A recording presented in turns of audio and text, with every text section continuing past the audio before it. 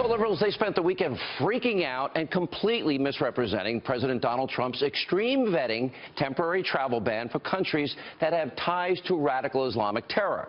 Tonight, we will separate right here fact from fiction, truth from hysteria, because that is exactly what is going on here. For example, yesterday, Senate Minority Leader Chuck Schumer welled up in tears and crocodile tears talking about the president's executive order. Really, Chuck? Watch this. So, this executive order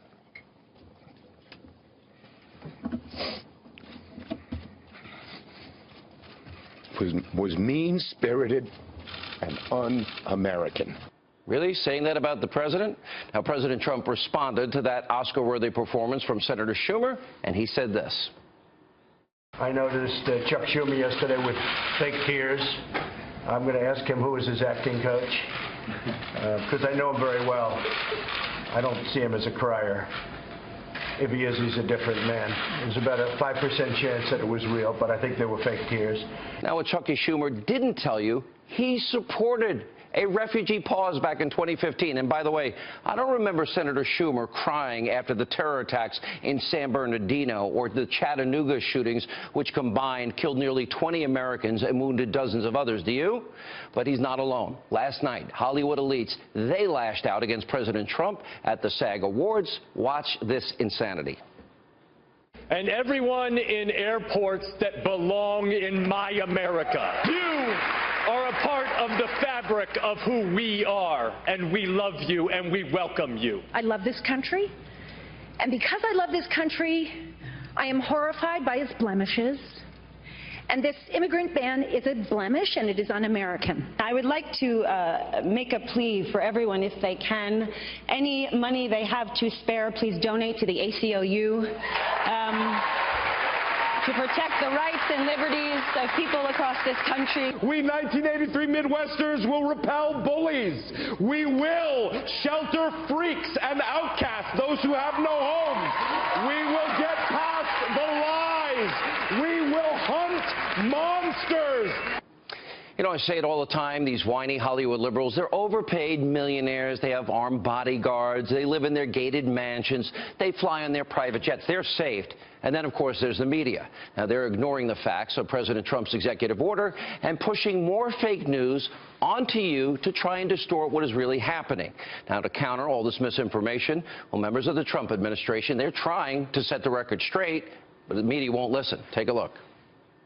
Here's the deal. If you're coming in and out of one of those 7 countries, by the way, identified by the Obama administration as the 7 most dangerous countries in the world in regard to harboring terrorists, and affirmed by Congress multiple times, then you're going to be subjected temporarily with more questioning until a better program is put in place over the next several months. It's a 90-day ban to ensure that we have further vetting restrictions so that we know who's coming to this country.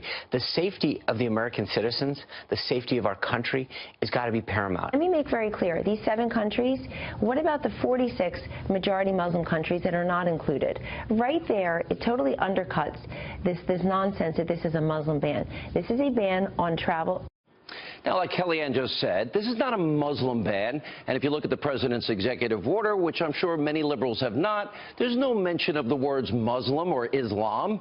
And there are over 40 different Muslim-majority countries around the world that are not impacted or affected in any way by this executive order.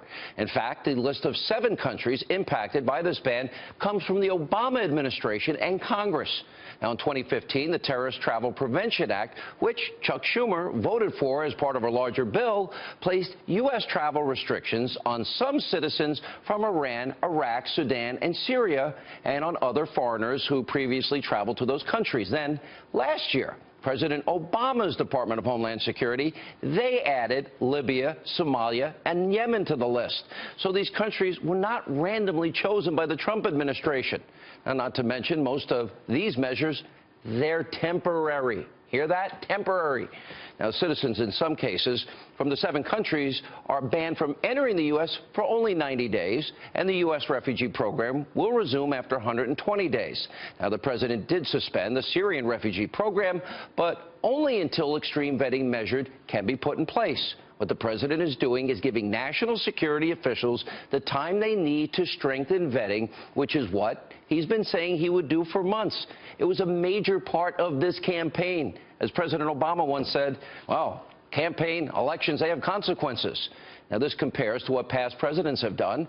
Now, back in 2011, after it was discovered that 2 Iraqi refugees living here in America were trying to assist al-Qaeda, well, President Obama reacted by suspending travel for some people from Iraq for 6 months.